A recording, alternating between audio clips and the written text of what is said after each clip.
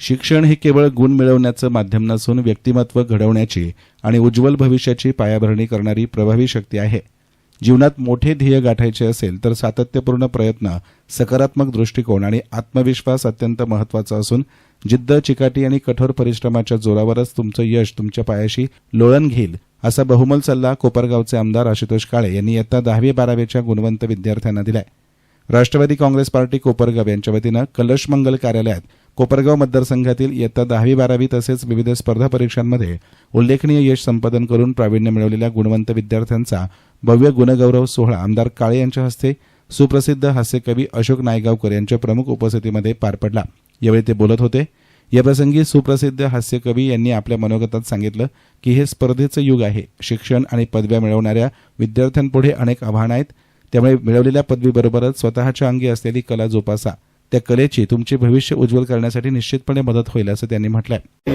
महिला कुठल्याही पदावर जावोत, मॅनेजर हो, चीफ मॅनेजर हो, डॉक्टर हो, त्यांचं आणि स्वयंपाकघराचं नातं हे कधीही असं जगात कुठेही जा, मराठी माणसं असं नाही, भारतीय नाही, जगभर सगळ्या महिलांना आपल्या कुटुंबाचा स्वयंपाक बनवण्याचं काम करावं लागतं. पुढची एक कविता इथं काय आत्ता या ज्या मुली आहेत त्या राहतो गरम तव्यावर भाज चपात्या, सदव आपल्या सिद्ध हातांनी अन्न ब्रह्म हे हृदव पोकळीत अखेर होता सोडून देतो कुकरमधली वाफ अनावर आणि शहाण्या शिटी सारखी बैस खालती शांत विसावत बघून घे तू गृहपाठांचे मुलांचं होमवर्क तिनंच करायचं. सही करीन मी रिपोर्टावरी विसरू नको पण पेन्सिली समी काढून देईन टोक निमुळते अनंत असू दे तुझी नोकरी, अनंत असू दे तुझी नोकरी, देव करो अंडी वाढो.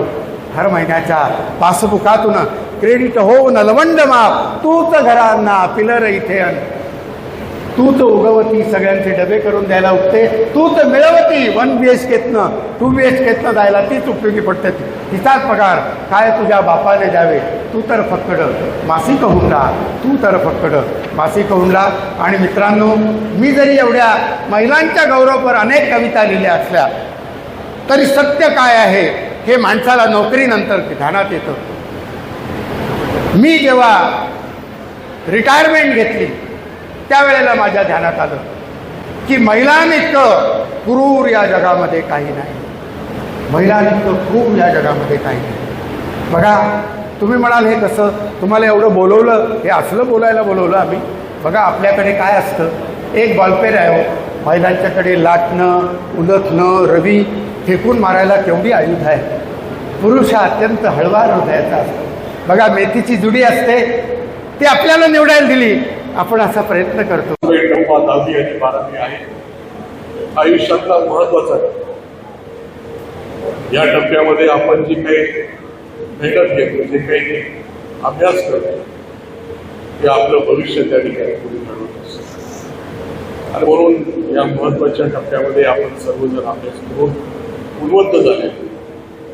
पुढची सुरुवात म्हणजे ही सुरुवात आहे, आयुष्याची सुरुवात आहे. शाळेमध्ये आपले शिक्षक असतील, पालक असतील, हे आपल्याला शिकवतात, संस्कार करतात आणि आपल्याला घडवतात.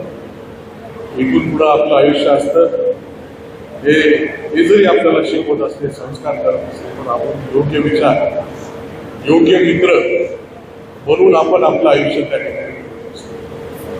जर चुकीचे मित्र आपल्याला मिळाले, त्या वाईट सवयी लागता आपलं आयुष्य भरकटत जातं. आणि म्हणून इथून पुढचा जो काही आपला प्रवास असेल, आपण योग्य ठिकाणी जाऊन योग्य मित्र जवळ करून योग्य दिशेने त्या ठिकाणी करण्यासाठी आपल्याला हे मोठ्या भावासारखा एक सल्ला देतो.